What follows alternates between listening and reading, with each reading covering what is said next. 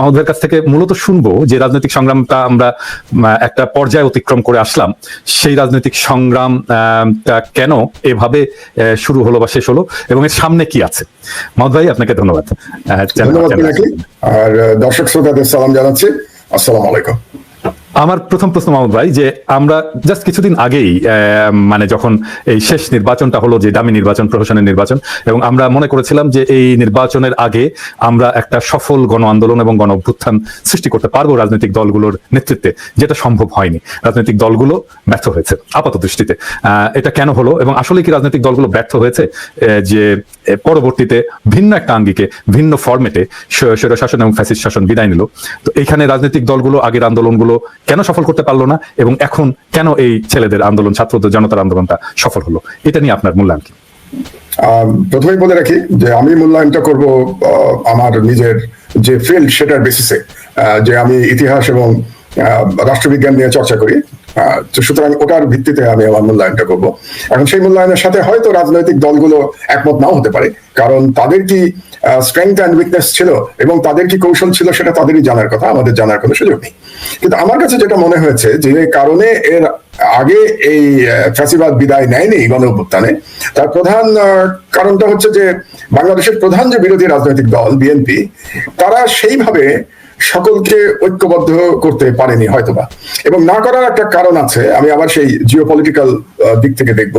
সেটা হলো যে আমার মনে হয়েছে যে বিএনপি অতিমাত্রায় আমেরিকার উপরে নির্ভরশীল হয়ে পড়েছিল, এবং আমেরিকার উপরে নির্ভরশীল হতে গিয়ে তারা দেশের যে ফ্যাসিবাদ বিরোধী যারা আছেন সবাইকে ঐক্যবদ্ধ করতে পারেনি। বিশেষত জামাত ইসলাম এবং ইসলামিক দলগুলোর সাথে এক ধরনের দূরত্ব বজায় রেখেছে বিএনপি, কারণ তারা মনে করেছিল যদি ইসলামী দলগুলোর সাথে তারা কাছাকাছি চলে যায় কিংবা তাদের সাথে মিলে আন্দোলন করে, তাহলে আমেরিকাতে এবং আপনি যে দেশে আছেন ওরকম দেশগুলোতে, মানে পশ্চিমা দেশগুলোতে, তার একটা নেগেটিভ প্রতিক্রিয়া হবে এবং তারা সেভাবে সেই আন্দোলনকে সমর্থন করবে না।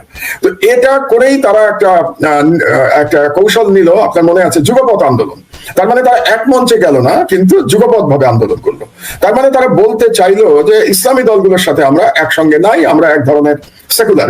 আওয়ামী লীগ এক ধরনের সেকুলার, বিএনপি একটা সেকুলার রাজনৈতিক দল হিসেবে নিজেকে প্রতিষ্ঠা করতে চাইলো। এর উদ্দেশ্যটা ছিল যে মার্কিন যুক্তরাষ্ট্র এবং বিশেষ করে পশ্চিমা রাষ্ট্রসমূহের সমর্থন আদায় করা। তার মানে তারা জনগণের শক্তির চেয়ে তারা মূল্য দিয়েছে যে আমেরিকা আমাদেরকে কি বলবে। এই কারণে তারা ঐক্যবদ্ধভাবে আন্দোলন করতে ব্যর্থ হয়েছে, এবং যেহেতু ঐক্যবদ্ধভাবে তারা নামতে পারেনি, সেই কারণে জনগণ সেইভাবে পথে নেমে আসেনি, জনগণ ওই আন্দোলনে রাস্তায় নেমে আসেনি। তারা আন্দোলনের সমর্থন জানিয়েছে ঘরের মধ্যে বসে থেকে। আর সবচেয়ে বড় যে দুর্বলতা মনে হয়েছে আমার কাছে, সেটা হলো বিরোধী রাজনৈতিক দলগুলোর কাছে তো আবু সাইদ ছিল না।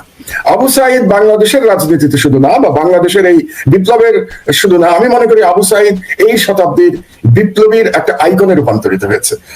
পিনাকি, আপনিও নিশ্চয়ই যখন কম বয়স ছিল তখন চে গুয়েভারার সেই ছবি লাগিয়ে আমি পড়েছি, আমার মনে আছে চে গুয়েভারা আমাদের কাছে একটা আদর্শ বিপ্লবীর চিত্র ছিল। কিন্তু আজকে আমার কাছে যদি আদর্শ বিপ্লবীর চিত্র আপনি বলেন, আমি বলবো যে আবু সাইদ চে গুয়েভারাকে ছাড়িয়ে গেছে। হয়তো চে গুয়েভারার যে ইন্টেলেকচুয়াল যে ওনার যে হাইট, সেটা নিশ্চয়ই আবু সাইদের থেকে অনেক উপরে ছিল, কিন্তু শুধু ইন্টেলেকচুয়াল হাইট দিয়ে তো বিপ্লব হয় না। বিপ্লব যে ইন্টেলেকচুয়াল, যদিও খুব মেধাবী ছাত্র, আবু সাইদও খুব মেধাবী ছাত্র ছিল, বাট চে গুয়েভারাকে আমরা জানি যে তার হাইটটা অন্যরকম আন্তর্জাতিক পর্যায়ে। কিন্তু এই শতাব্দীর, একবিংশ শতাব্দীর আপনি বিপ্লবের আইকন যদি বলেন, তাহলে আবু সাইদ। যে আবু সাইদ দুহাত প্রসারিত করে পুলিশের গুলি বুকে নিতে পারে, বুকে নিয়ে পড়ে যে আবার উঠে দাঁড়াতে পারে, মানে এক ধরনের ফ্যাসিবাদকে চ্যালেঞ্জ করতে পারে সকলের চোখের সামনে, এবং সেই চ্যালেঞ্জ করতে করতে শহীদ হয়ে যেতে পারে। এই আইকনের চেয়ে বড় বিপ্লবী আর কি হতে পারে? বড় বড় মিটিং করেছে, সভা করেছে, মানুষজনকে মিছিলে নিয়ে এসছে, কিন্তু আন্দোলন করে নাই। আপনি কি বুঝতে পারছেন আমি কি বলতে চাচ্ছি? মিটিং করা এবং আন্দোলন করা কিন্তু দুই জিনিস। লড়াইয়ের যে জোশ, সেটা আমরা দেখাতে পারিনি। এবং যে কারণে আপনি দেখুন 5 তারিখে যেটা হলো, যেদিন হাসিনার পতন হলো, সেদিন তো শত লোকের উপরে হত্যা করেছে পুলিশ, বিশেষত ঢাকার চানখারপুল, যেটা আমাদের ইউনিভার্সিটির খুব কাছে, বুয়েটেরও কাছে, ঢাকা ইউনিভার্সিটির কাছে। আপনি জানেন আমি দুটোরই ছাত্র ছিলাম, বুয়েট এবং ঢাকা বিশ্ববিদ্যালয়। বুয়েটে ইঞ্জিনিয়ারিং এবং ঢাকা বিশ্ববিদ্যালয়, তো দুটোরই কাছে চানখারপুল। সেই চানখারপুলে যেভাবে গুলি ছুড়েছেন পুলিশ, দানবের মতো গুলি ছুড়েছে, উল্লাস করেছে। তারপরে যাত্রাবাড়িতে যেভাবে গুলি করে মাদ্রাসার ছেলেদের হত্যা করা হয়েছে, সেখানে মেইনলি কিন্তু যাত্রাবাড়িতে লড়াই করেছে মাদ্রাসার ছেলেরা বেশি। আর চাঙ্গাপুরে লড়াই করেছে ঢাকা ইউনিভার্সিটির ছেলেরা। আপনি দেখুন যে কেমন আন্দোলন হয়ে গেল, যেখানে মাদ্রাসা, সেকুলার এবং ধর্মীয় শিক্ষা সব একাকার হয়ে গেল।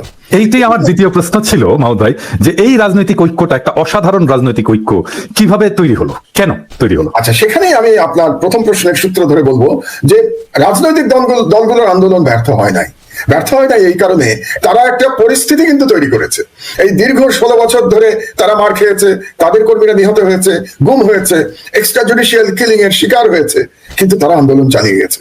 বিশেষ করে এইবার যে একতরফা ডামি নির্বাচন যে বয়কট করেছে বিরোধী দল, এটা একটা রাজনৈতিক প্রজ্ঞা এবং সাহসের পরিচয় দিয়েছে তারা।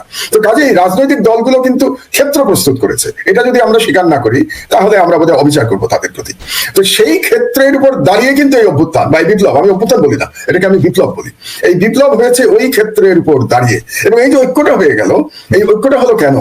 যখন আবু সাইদকে এভাবে হত্যা করা হলো, বা আমি যদি বলি আবু সাইদ শহীদ হলো পুলিশের গুলিতে, আপনি একটা দেখেছেন কিনা আমি জানি না, একটা ভিডিও আমি দেখেছি, 7 বছরের একটা ছেলে তার মাকে নিয়ে রাস্তায় এসছে এই হাসিনার বিরুদ্ধে আন্দোলনে অংশ নেওয়ার জন্য।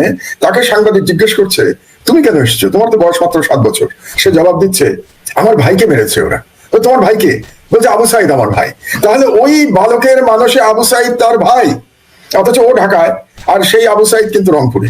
কোনোদিন তাদের দেখাও হয়নি, কিন্তু তার যে মন তৈরি হয়েছে ওই বাচ্চাটার, তার মনে আবু সাইদ তার ভাই। এবং কথাটা বলে সে কেঁদে তার মাকে জড়িয়ে ধরলো, এমন দৃশ্য কল্পনা করা যায়। তার মানে যেটা হয়েছে যে পুরো জনগণ আবু সাইদকে তাদের সন্তান, তাদের ভাই হিসেবে গ্রহণ করেছে। পুরো দেশের জনগণ, কিছু সংখ্যক এই পতিত ফ্যাসিস্টদের দানব কিছু সাথী ছাড়া, এই পুলিশ, তারপরে বিভিন্ন প্রতিষ্ঠানে যারা ছিল রাজনীতিবিদ, তারা ছাড়া বাংলাদেশের প্রতিটি মানুষ আবু সাইদকে গ্রহণ করেছে নিজের সন্তান, নিজের ভাই হিসেবে। যখন নিজের সন্তান এবং নিজের ভাই হিসেবে আপনি গ্রহণ করবেন, তখন তো আপনি ঝাঁপিয়ে পড়বেন বিচারের জন্য। তারা ঝাঁপিয়ে পড়েছে। আমি একটা কথা এর আগেও বহুবার বলেছি, এই রাজনৈতিক দলগুলোকেও বলেছি, মানুষ 3টি কারণে জীবন দেয়। একটা ব্যক্তিগত কারণে জীবন দেয়, যেমন মানুষ আত্মহত্যা করে, সেটা সম্পূর্ণ ব্যক্তিগত কারণে। দ্বিতীয় আরেকটা কারণে জীবন দেয়, দেশের জন্য জীবন দেয়। আর 3 নম্বর জীবন দেয়, ধর্মের কারণে জীবন দেয়। সেটা ভালো খারাপ আপনি যেভাবেই ধরেন না কেন, ধর্মের কারণে মানুষ জীবন দিয়েছে, যুগে যুগে দিয়েছে। তো বাংলাদেশের ক্ষেত্রে যেটা হয়েছে, দেশের কারণ এবং মানুষের স্বাধীনতা, মানে freedom of the people and sovereignty of the state, এটা একাকার হয়ে গেছিল। যখন এই দুটো একাকার হয়ে গেছে, যে আমার চাহিদা হচ্ছে আমার freedom, man is born free, আমি জন্মেছি স্বাধীনভাবে, সেই বিখ্যাত কথা, ম্যান ইজ বর্ন ফ্রি। তো আমি আমার স্বাধীনতা ফেরত চাই, যেই স্বাধীনতা 16 বছর ফ্যাসিস্ট হাসিনা দানবের মতো টুটি টিপে ধরেছিল। আর আমি আমার রাষ্ট্রের সার্বভৌমত্ব ফেরত চাই, যে সার্বভৌমত্ব হাসিনা দিল্লির পদতলে সমর্পণ করে বসে আছে। এই দুই লড়াই যখন আপনি করবেন, তখন জীবন তুচ্ছ। না হলে 5 তারিখে গুলি করছে, চানখাকুলে আমি দেখেছি, গুলি করছে, লাশ পড়ে যাচ্ছে, তারপরে ছাত্ররা এগিয়ে আসছে, কোনো বাধা মানছে না। এটা তো আগেও পুলিশই বলছে। আমরা এই পতিত স্বৈরাচারের স্বরাষ্ট্রমন্ত্রী আসাদুজ্জামান খান কামালকে একটা ভিডিও দেখিয়ে বলছে যে দেখেন স্যার, গুলি করলে একটি মরে, অন্য গুলি সরে না, ওই একটাই মরে আর অন্য গুলি সরে না। এটা কিন্তু পুলিশ নিজেই বলছে। তারা বলছে হ্যাঁ, যে এটা আতঙ্কের, এটা কত বড় আতঙ্কের। হ্যাঁ, তাহলে আমার যে ব্যাখ্যাটা ছিল, বহুদিন ধরে এই কথাটা আমি বলে যাচ্ছি, আমি কয়েকটি টক শোতে বলেছি এই কথাটা, যে মানুষ কখন জীবন দেয়। তো সেটা প্রমাণিত হয়েছে যে মানুষ দেশের জন্য এবং নিজের স্বাধীনতার জন্য জীবন দেয়।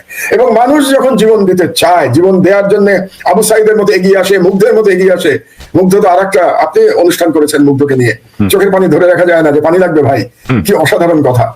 মানে এগুলো মনে পড়লে, মানে আমারই তো মনে হয় আমি যদি ঢাকায় থাকতাম তাহলে আমি বোধহয় বন্ধুকের সামনে চলে যেতাম, মনে হয়। তো থাকতে পারিনি। তো কাজেই আমার মনে হয়েছে যে দেশের মানুষ সবাইকে আপন করে দিয়েছে, এবং যে মুহূর্তে তাদের মনে হয়েছে যে এবার শেষ লড়াই, এই লড়াইয়ে আমাদেরকে জিততে হবে, সেখানে পুলিশের গুলি, র্যাবের গুলি, স্নাইপারের গুলি, হেলিকপ্টারের গুলি, কোনো কিছু কাজে লাগে। আমি তো মনে করি সেনাবাহিনী সঠিক কাজ করেছে। শেষ দিন তারা জনগণের পাশে এসে দাঁড়িয়েছে, কিন্তু সেনাবাহিনী যদি নাও দাঁড়াতো, তাহলে আমি মনে করি এই জনগণ ট্যাঙ্ক পর্যন্ত ট্যাঙ্কের সামনে দাঁড়িয়ে যেত। মানে এই জাগ্রত জনতা, এই জাগ্রত জাতিকে আপনি আর পদানত করতে পারবেন না। এই কারণেই এরা সফল হয়েছে। আমার জাস্ট দুইটা প্রশ্ন, একটা ছোট প্রশ্ন আপনার আলোচনার সূত্র ধরে, আমার মনে হয় আমার দর্শকদের এই প্রশ্নটা এসছে। আপনি এটাকে অভ্যুত্থান বলছেন না, আপনি এটাকে বিপ্লব বলছেন। কেন এটা অভ্যুত্থান নয়, কেন এটা বিপ্লব? অভ্যুত্থান আর বিপ্লবের মধ্যে তফাৎ কি? আচ্ছা, অভ্যুত্থানের যে ব্যাপারটা হয়, অভ্যুত্থানটা কিছুটা স্বার্থ সংশ্লিষ্ট থাকে। আমরা যেমন সামরিক অভ্যুত্থানের কথা বলি, যে সামরিক অভ্যুত্থান হয়, আর সামরিক অভ্যুত্থানে সাধারণত দেখা যায় যে সামরিক কোন উচ্চাকাঙ্ক্ষী ব্যক্তি অভ্যুত্থান করে ক্ষমতা দখল করে নিলেন, আর আরেকটা জনগণের অভ্যুত্থান হতে পারে, কিন্তু সেখানেও আমরা যেমন 90 সালের যে এরশাদের যে পতন, এটাকে আমরা অভ্যুত্থান বলি। তো এটা একটু ন্যারো থাকে। যেমন আপনি যদি 90 সালে, তো আপনি ফিল্ডে ছিলেন, আমি তখন চট্টগ্রামে চাকরি করি, আপনি বললেন না আমার কর্পোরেট লাইফের কথা বললেন, আমি তখন ডানকান ব্রাদার্স এর ডাইরেক্টর, চট্টগ্রামের চিফ ছিলাম আমি ডানকান ব্রাদার্স। তো তখন চাকরি করি, কাজে ঢাকায় দেখিনি। আপনি জানেন চট্টগ্রামে কিন্তু কোনো আন্দোলন ছিল না, এবং 90 সালের আন্দোলন যদি আমরা চিন্তা করি তো শুধুমাত্র ঢাকা কেন্দ্রিক ছিল। তো সেটা হচ্ছে অনেক ন্যারো আন্দোলনটা। তো ওটাকে আমরা ছাত্র জনতার অভ্যুত্থান বলেছি, ঢাকা ভিত্তিক অভ্যুত্থানে এরশাদের পতন হয়েছিল। আর এই বিপ্লব, এটা তো জনগণ, সারা দেশের জনগণ, পেশার দিকে দেখবেন না আপনি, শ্রেণীর দিকে দেখবেন না, শ্রেণীকে অতিক্রম করে গেছে। এখানে নিম্নবিত্ত নাই, মধ্যবিত্ত নাই, এমনকি উচ্চবিত্ত নাই। কারণ হচ্ছে যে প্রাইভেট ইউনিভার্সিটির ছেলে মেয়েরাও তো রাস্তায় নেমে এসছে। হ্যাঁ, তারাই মূলত 18 তারিখের পর থেকে যে লড়াইটা তারা এগিয়ে নিয়ে গেছে। তো তারা কারা? তারা উচ্চবিত্ত সমাজের প্রতিনিধি। তাহলে এখানে দেখুন শ্রেণী পার হয়ে গেছে, শ্রেণী পর্যন্ত নাই, দেশের কোনো এলাকা ভিত্তিক নাই। চট্টগ্রাম কিন্তু আগেই স্বাধীন হয়ে গেছে, ঢাকা স্বাধীন হয়েছে 5 তারিখে, আমরা স্বাধীনই বলছি, ঢাকা 5 তারিখে স্বাধীন হয়েছে, চট্টগ্রাম কিন্তু আগে স্বাধীন হয়ে গেছে। আমার মনে হয় চট্টগ্রামের আগে বরিশাল হয়েছে, সিলেট হয়েছে, সিলেট স্বাধীন হয়ে গেছে, রংপুর হয়ে গেছে। তো আপনার এই বিপ্লব তো সারা দেশে ছড়িয়ে গেছে। কিন্তু বিপ্লবের কথাটা অনেক ব্যাপক, এবং বিপ্লব আমি এই জন্য বলছি কারণ এই পরিবর্তনের পরে আমরা অনেক বেশি কিছু আশা করছি। অভ্যুত্থানের পরে কিন্তু এত আদর্শগত চিন্তা থাকে না, এত বেশি আশা থাকে না। আপনি জানেন নাকি যে কি পরিমাণ আশার সঞ্চয় হয়েছে মানুষের মধ্যে, যে আর যেন ফ্যাসিবাদ ফিরে না আসে, আর যেন দেশের মানুষের উপরে এই জুলুম না হয়, আর যেন এই ধরনের দুর্নীতি না হয়। তো সুতরাং সব মিলে আমাদের প্রত্যাশা অনেক বেশি। এই প্রত্যাশা পূরণ করতে পারে শুধুমাত্র একটা বিপ্লব। অভ্যুত্থান এই ধরনের প্রত্যাশা পূরণ করতে পারে না। কাজে আমি যদি এটাকে অভ্যুত্থান বলি, তাহলে আমি এটাকে ছোট করে দেখবো, আমার এটাকে বিপ্লব বলতেই হবে। আচ্ছা, আমার দ্বিতীয় প্রশ্ন, যে এই যে অভূতপূর্ব ঐক্য এবং একটা রাজনৈতিক মৈত্রী, ছাত্র জনতার একটা রাজনৈতিক মৈত্রী তৈরি হলো, আমি জানি না 71 তো আমি ওইভাবে দেখিনি, আপনি হয়তো একটু বেটার বলতে পারবেন যে ওই সময় কি এরকম হয়েছিল? 71-এ কি ঠিক এরকম হয়েছিল মৈত্রী, রাজনৈতিক মৈত্রী? না, এরকম হয়নি। আমি সত্যি কথা বলতে গেলে 71-এ এরকম হয়নি। কারণ 71-এর প্রথম কথা হচ্ছে 71-এ যে রাজনৈতিক দল ছিল এবং সেটা আওয়ামী লীগ নেতৃত্ব দিচ্ছিল, ঠিক স্বাধীনতার জন্য সেভাবে কিন্তু তৈরি করে নাই। আমার তো মনে আছে ঢাকা কলেজে পড়ি আমি তখন, ফার্স্ট ইয়ারে, শেখ মুজিবুর রহমান স্বাধীনতার ডাক দিতে ইতস্তত করেছেন, এটা ইতিহাস। এবং শেখ মুজিবুর রহমান শেষ মুহূর্ত পর্যন্ত তিনি স্বাধীনতার ডাক দেন নাই। তিনি পাকিস্তান সেনাবাহিনীর কাছে বলতে গেলে সারেন্ডার করে পাকিস্তান চলে গেছেন। এখান থেকে স্বাধীনতার যে লড়াই শুরু করেছিল কিন্তু সেনাবাহিনী। আপনার মনে আছে চট্টগ্রামে জিয়া রহমান সাহেব তিনি বললেন উই রিভল্ট, 25 তারিখে রাত 12টার দিকে তিনি এক গ্রামের উপর দাঁড়িয়ে বললেন উই রিভল্ট, এবং আসল যুদ্ধটা, মুক্তিযুদ্ধ তখন শুরু হয়ে গেল। তো সুতরাং জনগণকে যে তৈরি করা, জনগণের যে স্বাধীনতার বাসনা, এটা কিন্তু এসছে 25 রাতের ক্র্যাকডাউনের পরে। এবং ক্র্যাকডাউনের পরে ওভাবে জনগণকে রাজনীতি মনস্ক করার পরিবেশ তখন ছিল না। তদানীন্তন বাংলাদেশ তো তখন হয়নি, তদানীন্তন পূর্ব পাকিস্তানে। কারণ তখন অনেকেই আমরা প্রাণ বাঁচানোর জন্য পালাচ্ছি, লুকিয়ে থাকছি, পাকিস্তান সেনাবাহিনী গণহত্যা চালাচ্ছে, তার মধ্যে আবার মুক্তিযোদ্ধারা কিছু কিছু যুদ্ধ করছে, আবার ইন্ডিয়াতে গিয়ে ট্রেনিং নেওয়া হচ্ছে। কাজে প্রেক্ষাপট ভিন্ন ছিল, এবং সেখানে একটা ডিভিশনও ছিল।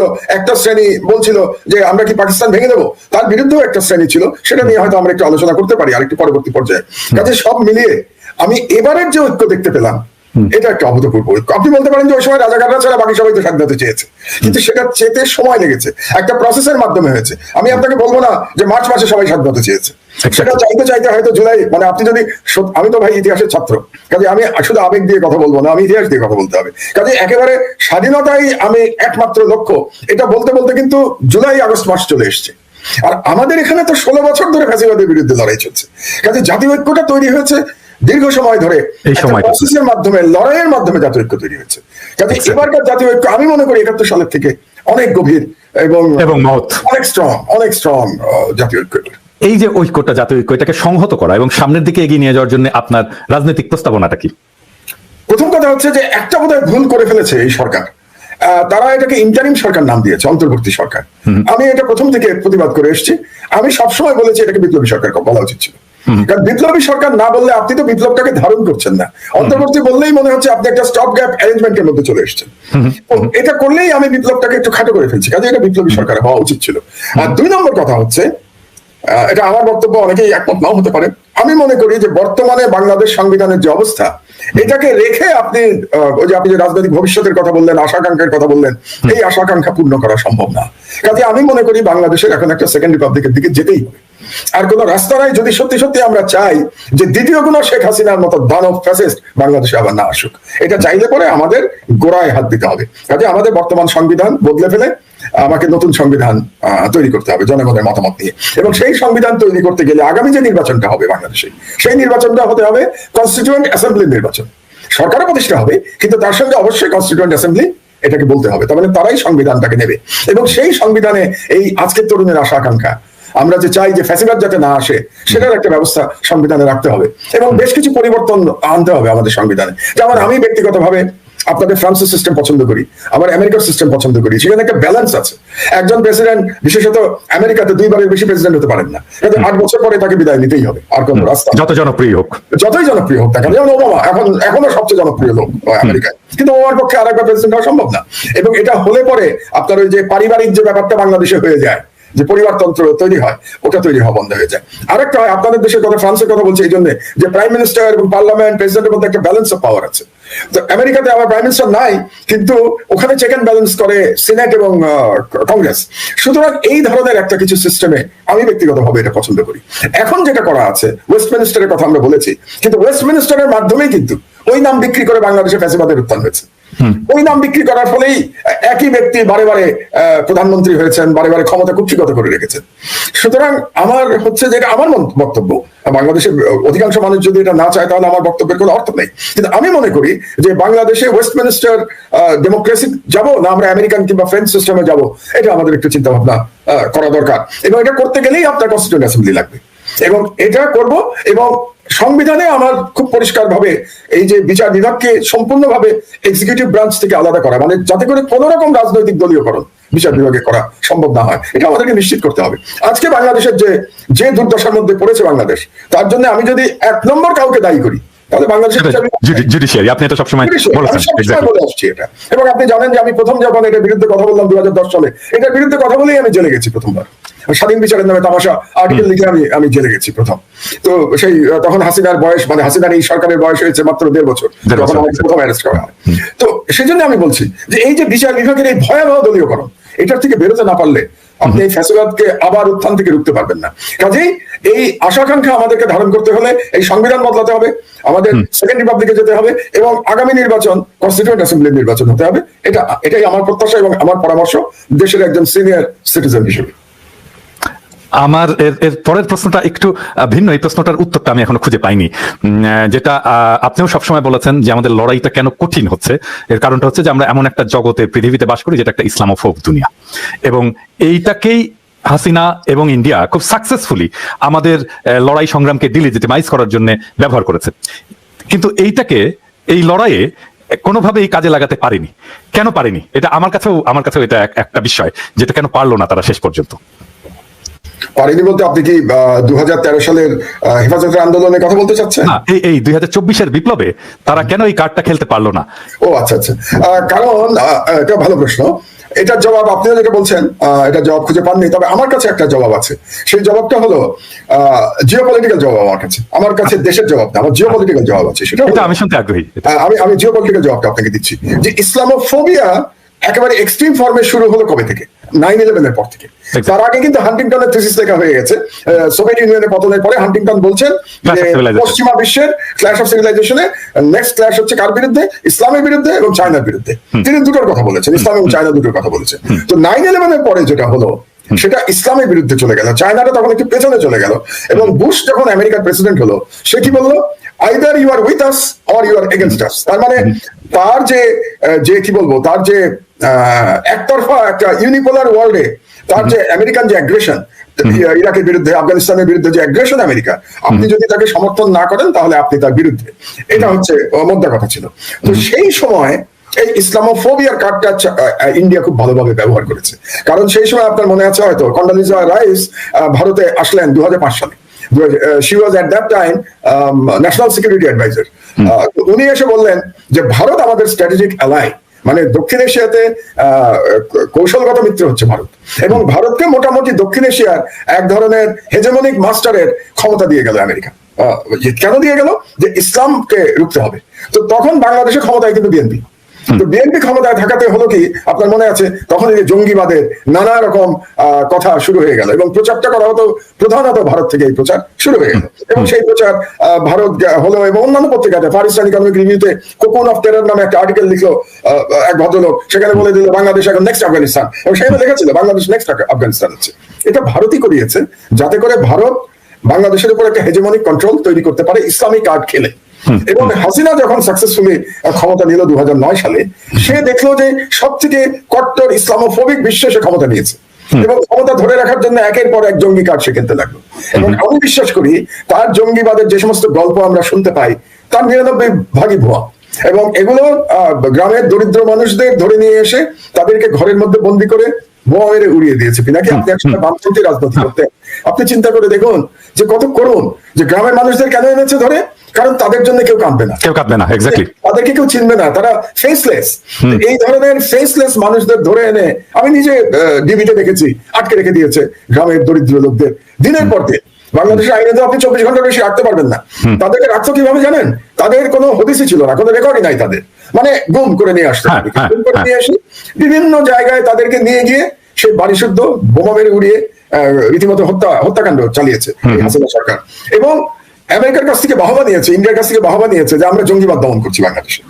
এটা করতে করতে এই কাজটা ভালোই চলছিল, এই ব্যবসাটা হাসিনার বেশ লাভজনক ব্যবসা ছিল ফর অ্যাবাউট 10 years। কিন্তু যেই মুহূর্তে আফগানিস্তান থেকে আমেরিকান সৈন্য প্রত্যাহার হয়ে গেল, তারা চলে গেল, চলে যাওয়ার পরে আর ইসলামিক কার্ড আর আমেরিকার জন্য জরুরি না, প্রায়োরিটি নাই, প্রায়োরিটি নাই আমেরিকার। তার প্রায়োরিটি কি আসলো?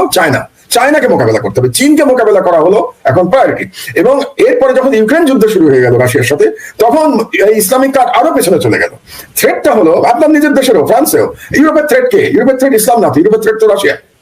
যখন আপনার থ্রেট রাশিয়া হয়ে গেল, আমেরিকার লার্জার থ্রেট হয়ে গেল চায়না, তখন আমেরিকা চিন্তা করলো যে মুসলিম ওয়ার্ল্ডের সাথে আমার সম্পর্ক উন্নত করতে হবে। তো মুসলিম ওয়ার্ল্ডের সাথে সম্পর্ক উন্নত যদি করতে হয় আমেরিকাকে, তাহলে ইসলামিক কার্ড খেলা বন্ধ করতে হবে। তো ইসলামিক কার্ড খেলা যে মুহূর্তে আমেরিকা বন্ধ করে দিল, তখন আর এই কার্ডের আর কোনো মূল্য রইল না। এটা হচ্ছে প্রধান কারণ, যে কারণে এবার ইসলামিক কার্ড খেলতে পারে নাই হাসিনা, ব্যর্থ হয়েছে। খেলার চেষ্টা করেছে, রাজাকার বলেছে, বিভিন্ন কথা বলেছে, ইসলামিক মুভমেন্ট বলা হয়েছে, এইসব বলা হয়েছে, কিন্তু এই কার্ড ইন্ডিয়াও খেলতে চেয়েছে, ভারতের মিডিয়াতেও এসব লেখা হয়েছে, কিন্তু ভারত এবং হাসিনা ছাড়া পৃথিবীর আর কোন দেশ ইসলামিক কার্ড অ্যাকসেপ্ট করে না। আরেকটা হয়ে গেল কি, লড়াইয়ের ময়দানে ডান বলুন, বাম বলুন, ইসলামী এই যে মাদ্রাসার ছাত্র বলুন, সেকুলার এডুকেশনের ছাত্ররা বলুন, সবাই তো একাকার হয়ে গেল। 13 জন হিন্দু সম্প্রদায়ের শহীদ হয়েছে, মারা গেছে 13 জন। চিন্তা করে দেখেন আপনি, তাহলে এখানে আপনি ইসলামিক কার্ড খেলবেন কি করে? সেটা এক হয়ে গেছে। তো এখানে দুটো গ্রুপ, একটা ফ্যাসিস্ট গ্রুপ আর একটা অ্যান্টি ফ্যাসিস্ট গ্রুপ। তো এই লড়াইটা তো ফ্যাসিজমের বিরুদ্ধে, এই লড়াইটা তো কোনো ধর্মের বিরুদ্ধে না, কোনো বর্ণের বিরুদ্ধে না, কোনো গোত্রের বিরুদ্ধে না, এই লড়াই হচ্ছে ফ্যাসিজম আর অ্যান্টি ফ্যাসিজম। তো অ্যান্টি ফ্যাসিজম যখন এক হয়ে গেল, তখন এখানে আর ইসলামিক কার্ড খেলার কোনো সুযোগ নেই। আমি আপনাকে কথা, আমি তো বললাম চানকানপুলের কথা, যেখানে লড়াই করেছে ঢাকা বিশ্ববিদ্যালয়, বুয়েট মেডিকেল কলেজের আপনার কলেজ, এখানকার ছাত্রছাত্রীরা লড়াই করেছে। আর ওইদিকে যাত্রাবাড়িতে লড়াই করেছে, ওখানে অনেকগুলো মাদ্রাসা আছে যাত্রাবাড়িতে, মাদ্রাসার ছেলেরা চলে এসছে, হাজারে হাজারে লাখে লাখে চলে এসছে রাস্তার মধ্যে লড়াই করতে। তো এই যে লড়াইয়ের মাঠের একতা, আপনি দেখুন আগে কি হতো, ইউনিভার্সিটির জীবনের কথা মনে করেন, আপনার সর্বদলীয় ছাত্র ঐক্য করতে হতো, মনে আছে? প্ল্যাটফর্ম করতে হতো। তো আগে প্ল্যাটফর্ম করতো, তারপরে লড়াইতে নামতো। আর এবার কি হচ্ছে? কোনো প্ল্যাটফর্ম নাই, কিন্তু লড়াইয়ের মাধ্যমে তো লড়াইয়ের মাঠে সবাই এক হয়ে গেছে। এই ঐক্য আপনি ভাঙবেন কি করে? যে ঐক্য লড়াইয়ের ময়দানে হয়, সেই ঐক্য তো আপনি ভাঙতে পারবেন না। এই জন্য এবার আর ইসলামিক কাজ দেয় না। আমার একটা সম্পূরক প্রশ্ন আছে আপনার এই আলাপের প্রেক্ষিতে। যখন এই পশ্চিমা বিশ্ব ইসলাম প্রশ্নের কার্ডটা তৈরি করে ভারতকে এই অঞ্চলের চৌকিদারি দিল, এবং ভারত বিএনপির বিরুদ্ধে এই ইসলামিক কার্ড খেলা শুরু করলো, জঙ্গিবাদের কার্ড খেলা শুরু করলো, বিএনপি নেতৃত্ব, বিএনপি সরকার কি এই বিপদটা আজ করতে পেরেছিল? সেটা অবশ্য বলতে পারবো না। আপনি বলতে পারেন যে আপনি তখন সরকারি ছিলেন, তাহলে আপনার মনে আপনি বুঝবেন ব্যাপারটা, because you are a professional. আমি কিন্তু টেকনোক্রেট হিসেবে ছিলাম, আমি কোনো রাজনৈতিক দল কখনো করি নাই, কোনো রাজনীতির সাথে জড়িত কখনো ছিলাম না। আমার কাজ ছিল বিনিয়োগ বোর্ডের বিনিয়োগ দেখা, ইনভেস্টমেন্ট দেখা, এবং শেষ 1.5 বছরে এনার্জি অ্যাডভাইজার হিসেবে দেশের জ্বালানির সমস্যা দেখা। বিদ্যুৎ না, কিন্তু অনেকে আবার আমাকে বিদ্যুতের জন্য গালাগাল করে দেখি আমি মাঝে মাঝে, লোক আপনি বিদ্যুতের কি করেছেন? আমি বিদ্যুৎ মন্ত্রী ছিলাম, বলে রাখা পরিষ্কার করে বলা দরকার, আমি জ্বালানি উপদেষ্টা ছিলাম, বিদ্যুৎ কিন্তু আমার দায়িত্ব ছিল না। যাই হোক, তো সুতরাং তখন আমি রাজনীতি নিয়ে খুব একটা মাথা ঘামাতাম না, খুব একটা। রাজনীতি নিয়ে আমি মাথা ঘামানো শুরু করেছি নাকি 1/11 এর পর থেকে। কারণ 1/11 আমার মনে হয়েছে যে বাংলাদেশের সার্বভৌমত্ব চলে যাচ্ছে, এবং 1/11 আমার মনেই হয়েছে যে এটা ভারত করিয়েছে 1/11, এবং সেটা পরবর্তী সময় প্রণব মুখার্জির বইতে প্রমাণিত হয়ে গেছে যে ভারত কতটা জড়িত ছিল 1/11 এর সঙ্গে। কাজেই আমি মনে করি যে বিএনপি ওই সময় হয়তো রাজ করতে অতটা পারে নাই, যে এই কার্ডটা কিভাবে খেলা হবে, এটা আমার ধারণা যে আজ করতে সক্ষম হয়নি। আবার এবার মানে যেহেতু ওই যে বলে না যে মানে চুন খেয়ে মুখ পুড়লে দই দেখলে ভয় লাগে, তো ওই যে আজ করতে পারে নাই বিএনপি, সেই ভয় থেকে এবার দেখেন এই এত বছর ধরে তারা ইসলামী দলগুলোর সাথে একটা দূরত্ব বজায় রেখেছে। তার মানে নিজের সেকুলার ক্রেডেনশিয়াল প্রমাণ করবার জন্য তারা জামাত ইসলাম এবং অন্যান্য ইসলামিক দলগুলোর সাথে তারা একটা দূরত্ব বজায় রেখেছে। কিন্তু সেটাও আবার স্ট্র্যাটেজিক মিস্টেক হয়ে গেছে। কারণ আমি মনে করি আবারও আমার ভুল হতে পারে যে ঐক্যটা এখন গড়ে উঠলো আমরা দেখলাম, এবং যেখানে ধর্ম বর্ণ সব বাধা অতিক্রম করে গেছে, এই ঐক্যটা একতরফা ডামি নির্বাচনের আগেও হতে পারতো।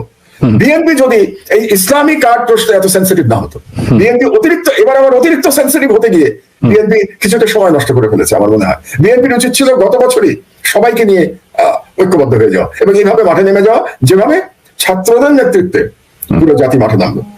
তো সেখান থেকে আমার মনে হয় যে বিএনপির এই ইসলাম কার্ডটা নিয়ে তাদের নিজেদের মধ্যে একটু বিশ্লেষণের প্রয়োজন আছে, এবং ইসলাম কার্ডটা যে এখন অতি ব্যবহারের জীর্ণ এটা তাদের বোঝা দরকার। আমার মনে হয় বিএনপি এখন পর্যন্ত বুঝতে পারছে না যে ইসলামী কার্ড এখন আর কাজে দেবে না। অবশ্যই এখানে একটা রাজনীতিও থাকতে পারে, রাজনীতি একটু বলে রাখি আপনাকে, এটা বুঝতে হবে যে যখনই বাংলাদেশে গণতন্ত্র ফিরে আসবে এবং ফেয়ার নির্বাচন হবে, তখন কিন্তু জামাত এবং বিএনপি একে অপরের প্রতিদ্বন্দ্বী। এটা তো আপনি জানেন কি নাকি? অনেকগুলো কনস্টিটিউয়েন্সিতে জামাত এবং বিএনপির মধ্যে মেইন কম্পিটিশন আওয়ামী লীগ 3 নম্বরে ছিল। যেমন আমি এক্সাম্পল বলতে পারি চাঁপাইনবাবগঞ্জ, যেমন এক্সাম্পল ঝিনাইদহ। তো ঝিনাইদহ চাঁপাইনবাবগঞ্জে 1-2 কিন্তু বিএনপি এবং জামাত, 3 হচ্ছে আওয়ামী লীগ। তখন আবার এদের মধ্যে একটা কম্পিটিশনের ব্যাপার আছে, কিন্তু কাজেই এই প্রতিযোগিতা বোধহয় থাকবে এদের মধ্যে। আমার ব্যক্তিগতভাবে আমি মনে করি না যে বিএনপি জামাতের মধ্যে আর কোন সেই রকম ঐক্য ভবিষ্যতে হবে। আমি দেখতে পাই না আর কি, আমি মনে করি না এমন কোন ঐক্য ভবিষ্যতে হবে।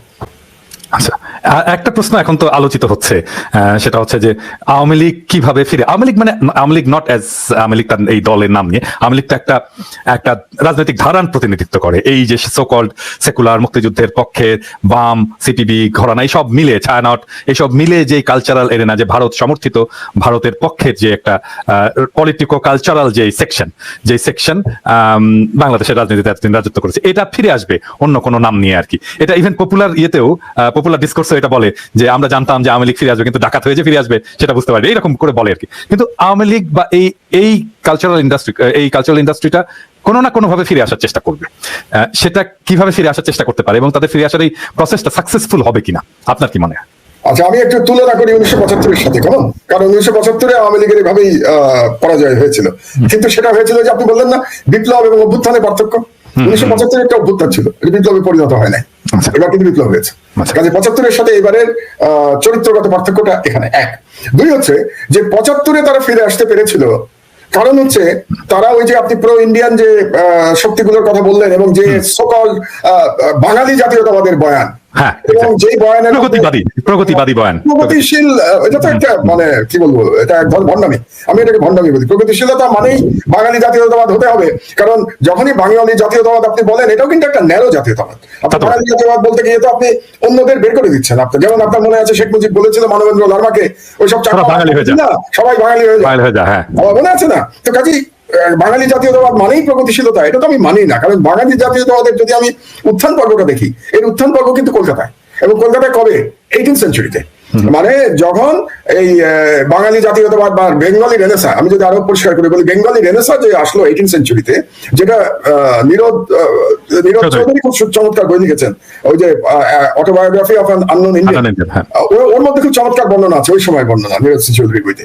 এবং সেখানে উনি বলেছিলেন যে বাঙালি রেনেসার বা বাঙালি জাতীয়তাবাদের ওই বয়ানে মুসলমানদের কোনো জায়গা ছিল না, মুসলমানরা সেখানে বহিরাগত ছিল। সুতরাং বাঙালি জাতীয়বাদের যে উত্থান, সেটাই কিন্তু প্রশ্নবিদ্ধ, সেটা ইনক্লুসিভ না, সেটা তো আপনি মুসলমানদের ধারণ করে নাই, তখন আপনি ইনক্লুসিভ না। তো কারণ বাঙালির মধ্যে তো মেজরিটি জনসংখ্যা এখন মুসলমান ধর্মাবলম্বী, তো মুসলমানদের বাদ দিয়ে আপনি কি জাতীয়তাবাদের কথা বলছেন? তো ওই জাতীয়তাবাদের ব্যাখ্যা থেকে যেটা নিয়ে এসেছিল শেখ মুজিবুর রহমান বা পরবর্তীতে আওয়ামী লীগ, সেটা বেসিক্যালি ইসলামোফোব ব্যাখ্যা। এই জন্য রাজাকার শব্দটা আপনি দেখেন, রাজাকার গত 53 বছর ধরে বাংলাদেশে রাজাকারের গল্প শোনানো হয়েছে, 53 বছর ধরে। কিন্তু যেটা সবচেয়ে বড়, এবং 53 বছর ধরে ভারতের কাছে কৃতজ্ঞতার বয়ান ফেরি করা হয়েছে। হ্যাঁ, ভারত 71-এ আমাদের মুক্তিযুদ্ধে অবশ্যই সাহায্য করেছে, এটা ইতিহাস। আমি ইতিহাসবিদ হিসেবে সেটা অস্বীকার করার কোনো সুযোগ নেই। কিন্তু ভারত কি শুধুমাত্র এটা ওয়াজ ইট এ ফিলান্থ্রপিক ভেঞ্চার ভারতের তরফ থেকে, মানে খুব দয়া করে করেছে? না, ইট was A win win situation ভারতের জন্য। ভারত 1947 এর পর থেকেই সাউথ এশিয়াতে প্রভুত্ব করতে চেয়েছে, হেজেমনিক কন্ট্রোল এস্টাবলিশ করতে চেয়েছে, এটা ইতিহাস। কিন্তু পাকিস্তান তার জন্য বাধা সৃষ্টি করেছে। যদিও পাকিস্তান সাইজে ছোট, অর্থনীতিতে দুর্বল, তারপরেও পাকিস্তান চ্যালেঞ্জ করেছে ভারতের হেজেমনিক ইচ্ছাটাকে। তো চ্যালেঞ্জ করে সাকসেসফুলি চ্যালেঞ্জ করেছে। এবং 1947 এর যে যুদ্ধ, ভারত পাকিস্তান যুদ্ধ, এবং 1965 যে যুদ্ধ, এই যুদ্ধ কিন্তু স্টেলমেট হয়েছিল, কেউই জিততে পারে নাই। এটা স্টেলমেটের মধ্যে দিয়ে শেষ হয়েছিল। সো 1971 এ যখন আমরা স্বাধীনতা চাইলাম বা মুক্তিযুদ্ধ শুরু হলো, it was a great opportunity for India পাকিস্তানকে শিক্ষা দেওয়ার জন্য, এবং দে আর সাকসেসফুল। পাকিস্তান পর্যদস্ত হলো, বাইফার্কেটেড হলো, দুই ভাগ হয়ে গেল, বাংলাদেশ স্বাধীন হলো। এবং ভারতের জন্য পাকিস্তানকে শিক্ষা দেওয়া গেল, প্লাস ইস্টার্ন সেক্টরে তার যে বিপুল ব্যয় ছিল, তার যে ব্যয় ছিল, সামরিক ব্যয় ছিল, সেই ব্যয়টা তার ড্রাস্টিক্যালি কমে গেল। কারণ ইস্ট পাকিস্তান বা বাংলাদেশ তখন একটা নতুন দেশ, ফ্রেন্ডলি টু ইন্ডিয়া, শুধু ফ্রেন্ডলি না, ইন্ডিয়ার কাছে নতজানু, তো নতজানু ইন্ডিয়া। কাজে ভারত তার নিজের স্বার্থে আমাদেরকে সাহায্য করেছে, আমিও আমার স্বার্থে ভারতের সাহায্য নিয়েছি। তো এটা it is a classical win win situation. এখানে ভারতেরও আমার প্রতি কৃতজ্ঞতা হওয়ার কিছু নাই, আমারও ভারতের কাছে কৃতজ্ঞ হওয়ার কিছু নাই। আমার মনে হয়, আমি একটু বিনয়ের সাথে একটু দ্বিমত করতে চাই আপনার সাথে। আমার মনে হয় যে বাংলাদেশের স্বাধীনতা, এটার জন্য ভারতের বাংলাদেশের কাছে কৃতজ্ঞ থাকা উচিত, এটা আমি বলি। এটা কারণ আছে, খুবই স্পেসিফিক কারণ আছে। আমি এটা খুব আবেগ নিয়ে বলছি না, খুবই স্পেসিফিক কারণ আছে। ধরেন আজকে যদি বাংলাদেশ অখণ্ড পাকিস্তানের অংশ থাকতো বা পূর্ব পাকিস্তান হিসেবে থাকতো, তাহলে তো আজকে বাংলাদেশের ঢাকাতে আমরা একটা পারমাণবিক বোমা ফিট করে রাখতাম, অবশ্যই ন্যাচারালি। তাহলে এবং এটা তো দিল্লির দিকেই আমরা ফিট করে রাখতাম। তো এই যে তার বিশাল বড় নিরাপত্তা ঝুঁকি, এটা যে বন্ধ হয়েছে বাংলাদেশ স্বাধীন হওয়ার কারণে, এর জন্য অবশ্যই তাদের আমাদের কাছে কৃতজ্ঞ থাকা উচিত। আমার আবার আপনাকে আমি একটু দ্বিমত করি, কিন্তু আমি তো স্বাধীন হয়েছি, কাজে আমি তো ভারত সাহায্য না করলে স্বাধীন হতে পারতাম না, এটা তো বাস্তব। এখানেও আমি আরেকটু আমি বলছি যে ভাই, কেউ কারো কাছে কৃতজ্ঞ হওয়ার কোনো প্রয়োজন নাই। আমি আরেকটু দ্বিমত করতে চাই। আমি আরেকটু দ্বিমত করি, জিও পলিটিক্সে কৃতজ্ঞতার কোনো জায়গা নেই। এটা খুবই কি বলবো, কঠিন জায়গা। এখানে সবই দেয়া নেয়ার ব্যাপার। So it is a win win, আমরা ওটাকে মেনে নেই। আমি কৃতজ্ঞ থাকতে রাজি না যে 53 বছর ধরে আমি কৃতজ্ঞতার ঋণ শোধ করে যাব, এই বয়ান যে ছিল আওয়ামী লীগের, ওই বয়ান কিন্তু হেরে গেছে এই বিপ্লবে। এক, দ্বিতীয় যেটা বয়ান হেরে গেছে, রাজাকারের বয়ান হেরে গেছে। কারণ যে মুহূর্তে ঢাকা বিশ্ববিদ্যালয়ের স্লোগান হয়েছে যে চাইতে গেলাম অধিকার, হয়ে গেলাম রাজাকার, কিংবা তুমি কে আমি কে, রাজাকার রাজাকার, কে বলেছে স্বৈরাচার স্বৈরাচার, তাহলে রাজাকারের কার্ডও শেষ। যেমন ইসলামোফোবের কার্ড শেষ হয়ে গেছে, তো আপনার রাজাকারের কার্ড নাই। ভারতের কাছে কৃতজ্ঞতার কার্ড তো নাই। আমি মনে করি আমার এই 71 বছর বয়সে আমি এত বেশি ভারত বিরোধী সেন্টিমেন্ট বাংলাদেশে কোনোদিন দেখি নাই। আমি এখন যে সেন্টিমেন্ট দেখছি, তার মানে ভারতের পুরো রাজনীতিটাই ভুল হয়েছে। ভারত বাংলাদেশে যে রাজনীতি করেছে গত 16 বছর ধরে, সেটা একটা ডিজাস্টার হয়েছে। ভারতের নিজের সোল সার্চিং করা উচিত, তাদের রয়ের নিয়ে বসা উচিত, অজিত দোভালকে নিয়ে বসা উচিত, অমিত শাহের বসা উচিত, মোদী সাহেব, সবাই মিলে যে আমরা ভুল রাজনীতি করেছি, এটা মানা উচিত তাদের। ইট was A wrong policy of India. যে কারণে এই মুহূর্তে বাংলাদেশে যে পরিমাণ ভারতের প্রতি যে পরিমাণ তাদের ক্রোধ, এবং খুব সঙ্গত কারণেই এরকম ক্রোধ আমার মনে হয় না আর কোনো দেশে এই মুহূর্তে ভারতের প্রতি আছে। পাকিস্তানেও এতটা আছে কিনা আমার সন্দেহ এই মুহূর্তে আছে কিনা। তো কাজেই এই যে ভারতের প্রতি কৃতজ্ঞতার যে বয়ান, সেটা শেষ হয়ে গেছে। রাজাকারের বয়ান শেষ হয়ে গেছে, বাঙালি জাতীয়তাবাদের বয়ানও শেষ হয়ে গেছে। তো আওয়ামী লীগকে আসতে হলে, আপনি তো জানেন এগুলো, আপনি আমার চেয়ে বেশি ডাইরেক্ট পলিটিক্স করেছেন, বয়ান ছাড়া রাজনীতি হয় নাকি? তাহলে শেখ মুজিব মারা যাওয়ার পরেও কিন্তু বয়ানটা ইনট্যাক্ট ছিল, আওয়ামী লীগের কাছে বয়ানটা ইনট্যাক্ট ছিল, এটা বুঝতে হবে আপনাদেরকে। পলিটিক্যাল ন্যারেটিভটা ইনট্যাক্ট ছিল, সেই পলিটিক্যাল ন্যারেটিভ এখন গন। তার সঙ্গে যোগ হয়েছে ফ্যাসিজম, ফ্যাসিস্ট। মানে এখন কিন্তু সারা বিশ্ব বলছে, আমি বিভিন্ন পত্রিকা, আপনিও পড়ছেন নিশ্চয়ই, সব বড় বড় পত্রিকা বলছে যে most notorious dictator of present day Sheikh Hasina. মানে তার সম্পর্কে এখন এই কথাগুলো সব জায়গাতে আসছে। এবং বিশেষত এই যে আন্দোলনের প্রায় 3 সপ্তাহ ধরে আন্দোলন চলেছে, জুলাই থেকে আপনার 5ই অগস্ট পর্যন্ত, যে পরিমাণ মানুষকে নির্বিচারে হত্যা করা হয়েছে শেখ হাসিনার ডাইরেক্ট নির্দেশে, সরাসরি নির্দেশে, এটা অকল্পনীয়। আপনি ভাবতে পারেন, নিজের মানুষকে হেলিকপ্টার দিয়ে গুলি করছে, নিজের দেশের মানুষকে স্নাইপার দিয়ে গুলি করছে, এটা অকল্পনীয় বারবারিজম, মনস্টার। তো কাজেই বয়ান নাই, পলিটিক্যাল বয়ান নাই, তার সঙ্গে যোগ হয়েছে এই অকল্পনীয় ব্রুটালিটি। এর থেকে আওয়ামী লীগের ফিরে আসা, আমি বলবো না যে কোনো রাজনীতি শেষ হয়ে যায়, কোনোটাই হয়তো শেষ হয় না, কিন্তু ফিরে আসা খুব কঠিন। শেখ হাসিনার পক্ষে তো সম্ভবই না, আমি এটা ভাবি না শেখ হাসিনার পক্ষে সম্ভব। তাহলে ইন্ডিয়া কি কিছু করবে না? অবশ্যই ইন্ডিয়া করবে। ইন্ডিয়া যেটা করবে, যে যারা ক্ষমতায় আসবে তাদেরকে ইন্ডিয়া এখন প্ল্যান বি হিসেবে হাসিনাকে বাদ দিয়ে আওয়ামী লীগকে আপাতত বাইরে রেখে যারা ক্ষমতায় আসুক, যেমন বর্তমানে ইউনিট সরকার ক্ষমতায় আছে, তাদেরকে কন্ট্রোল করার চেষ্টা করবে ইন্ডিয়া। এবং সেখানেই আমার মনে হয় যে এই চেষ্টা হয়তো ইতিমধ্যে শুরু হয়ে গেছে, এবং এই চেষ্টা তো ভারত করেই যাবে। আমি এই প্রসঙ্গে আসবো, জাস্ট আমি তারপর আপনার আগের আলাপের সূত্র ধরেই বলি, আপনি এটা বেয়াদবি হিসাবে নেবেন না। সেটা হচ্ছে যে আপনি বলেছেন যে বাংলাদেশ তো স্বাধীন হয়েছে, মানে পাকিস্তান কি স্বাধীন রাষ্ট্র ছিল না? অবশ্যই ছিল, কিন্তু আমি আবার বলি পাকিস্তান স্বাধীন ছিল, কিন্তু আপনি তো বয়স অনেক ছোট, আমার বয়স তখন খুব বেশি না, 17 বছর তখন বয়স। কিন্তু আমার মনে আছে যে জুলাই আগস্ট মাসের দিকে বাংলাদেশের জনগণের অধিকাংশের মধ্যে পাকিস্তান আর এই স্বাধীন রাষ্ট্রের যে চিত্র সেটা জনগণের মধ্যে ছিল না, একটা পরাধীন ভাব চলে এসেছিল। তারপরে পাকিস্তানকে আর রক্ষা করার কোনো সুযোগ ছিল না, কিন্তু একটা মিস্টেক করেছিল। এটা একটা নতুন একটা, আমি আপনাকে একটা প্রশ্ন ছুড়ে দিচ্ছি, প্রশ্ন না, আলোচনার বিষয়বস্তু দিচ্ছি পিনাকি, যেহেতু আপনি পুরোনো আলোচনায় চলে গেছেন। আমি আজ পর্যন্ত এই কথাটা বলি নাই, আজকে বলি আপনার অনুষ্ঠানে। সেটা হচ্ছে স্বাধীনতা সংগ্রাম তো করা ছাড়া আমাদের আর কোনো উপায় ছিল না। 71-এর মার্চের ক্র্যাকডাউনের পরে স্বাধীনতা, ওটাই একমাত্র পথ ছিল, আমাদের কোনো প্ল্যান বি এর কোনো জায়গা ছিল না। কিন্তু আমাদের যারা তখন নেতৃত্ব দিয়েছেন সেই সময়, যারাই হোক, আমি কারো ব্যক্তিগতভাবে নাম নিচ্ছি না, আমি সবাইকে বলছি, যারা মুক্তিযুদ্ধ করেছেন বা স্বাধীনতার লড়াই করেছেন, তারা একটা চিন্তা তখন করেন নাই, হয়তোবা জামাতের মাথায় এটা ছিল, কিন্তু জামাত এটাকে আর্টিকুলেট করতে পারে নাই। সেটা হলো যে ঠিক আছে, পাকিস্তান থেকে তো আমি স্বাধীনতা পেলাম, ধরেন পেয়ে গেলাম, পাকিস্তান তো আমার থেকে 2000 কিলোমিটার দূরের একটা দেশ, এবং তার সাথে আমার জিওগ্রাফিক্যাল কোনো অ্যাটাচমেন্ট নাই, সে ইচ্ছা করলে আমাকে আর আক্রমণ করতে পারবে না। এবং দুই দেশের মাঝখানে, মানে ইস্ট পাকিস্তান ওয়েস্ট পাকিস্তানের মাঝখানে শক্তিশালী ভারত, তো আরেকটা দেশ। কাজে একবার আমি যখন স্বাধীন হয়ে যাব, পাকিস্তান নিয়ে আমার আর দুশ্চিন্তা করার কোনো কারণ নাই। আওয়ামী লীগ যেটা পাকিস্তান পাকিস্তান করে গেছে 53 বছর, সেটা কমপ্লিটলি পলিটিক্যাল বয়ান, এটার কোনো অস্তিত্বই নাই, এটা কোনো বাস্তবতাই নাই, এটা পলিটিক্যাল বয়ান।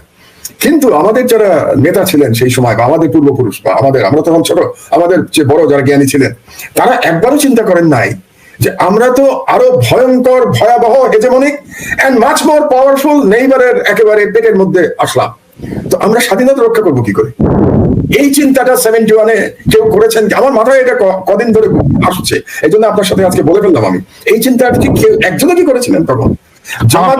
জামাত বলেছিল আমরা, মানে তারা অনেকটা ধর্মীয় দিকে চলে গেছিল। আমি এখানে কিন্তু ধর্ম টানছি না, আপনি খেয়াল করেন পিনাকি, আমি ধর্ম টানছি না, আমি একেবারে মানে রাজনীতির কথা বলছি, যে আমি যে স্বাধীন সত্তা হিসেবে ভারতের মতো দেশ, এই বিশাল দেশ, এর সাথে টিকে থাকবো, আমার পলিসিটা কি হবে?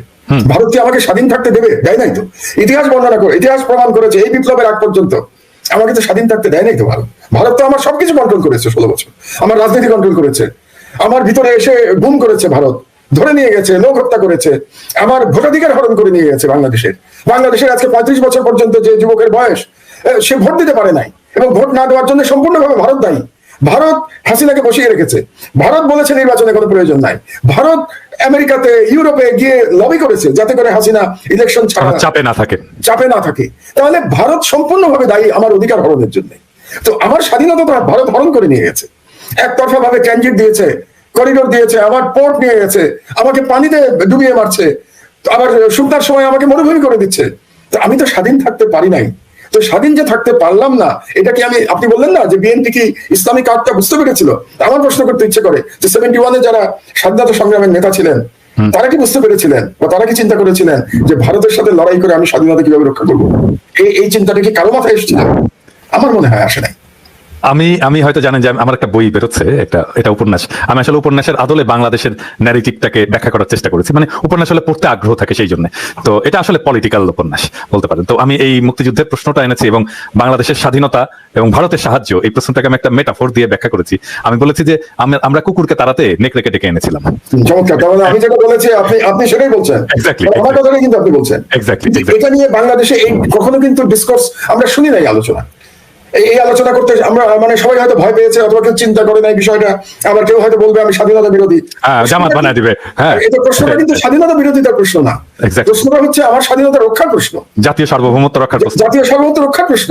কিন্তু সেই প্রশ্ন কই, আমি তো কোথাও শুনি নাই। আমাদের এত বড় বড় জ্ঞানীগুণী ব্যক্তি ছিলেন, আলোচনা করেন নাই। কাজে আপনি একটা কথা বললেন না যে আমাদের ভবিষ্যতের কি প্ল্যান থাকবে, তো ভবিষ্যতের প্ল্যানের মধ্যে আমার এটাও থাকতে হবে যে ভারতের আধিপত্যবাদের সাথে আমি কিভাবে লড়াই করবো। তার মানে তার সাথে আমি যুদ্ধ করতে পারবো না, কিন্তু আমার তো একটা পলিসি থাকতে হবে, একটা জিওপলিটিক্যাল স্ট্র্যাটেজি থাকতে হবে, যাতে করে আমার সার্বভৌমত্ব, ভারত গত 16 বছর যেভাবে আমার সার্বভৌমত্ব ছিনিয়ে নিয়েছিল, এটা যেন আর না পারে।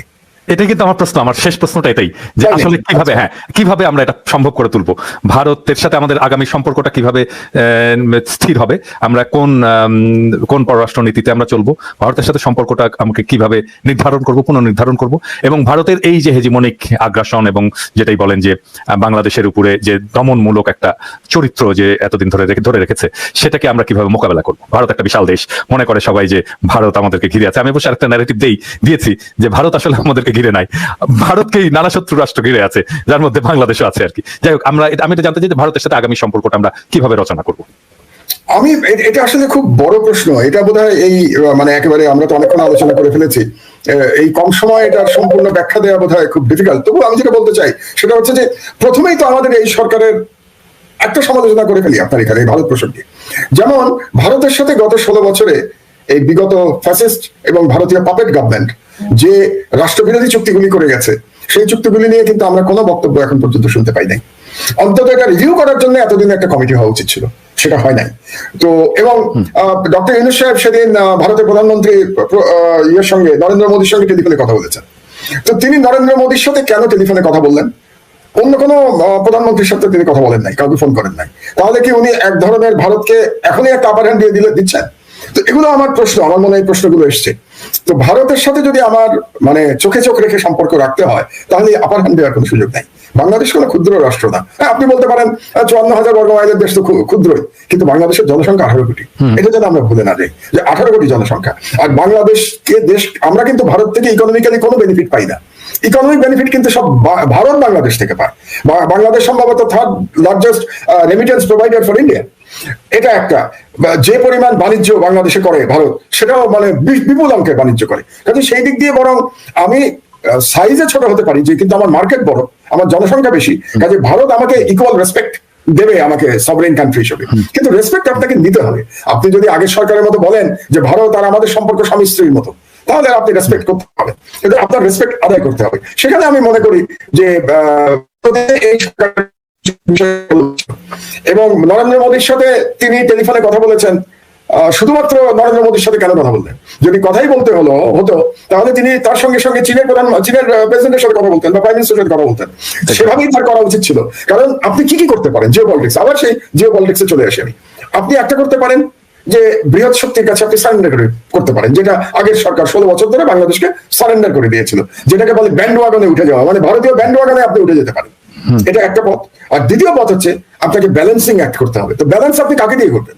ব্যালেন্স আপনি করতে হলে তো ভারতের মতো আপনার ইকুয়াল একটা পাওয়ারের সাথে আপনাকে ব্যালেন্স করতে হবে। তাহলে আপনার বাড়ির কাছে যে পাওয়ার আছে, ভারতের বাড়ির কাছে পাওয়ার চীন, তাহলে চীনের সাথে আপনার সেই ব্যালেন্সিং করতে হবে। অথবা professor Yunus is very popular in the western world, specially in America. তাহলে আমেরিকাতে উনি ব্যালেন্সিং করতে পারতেন।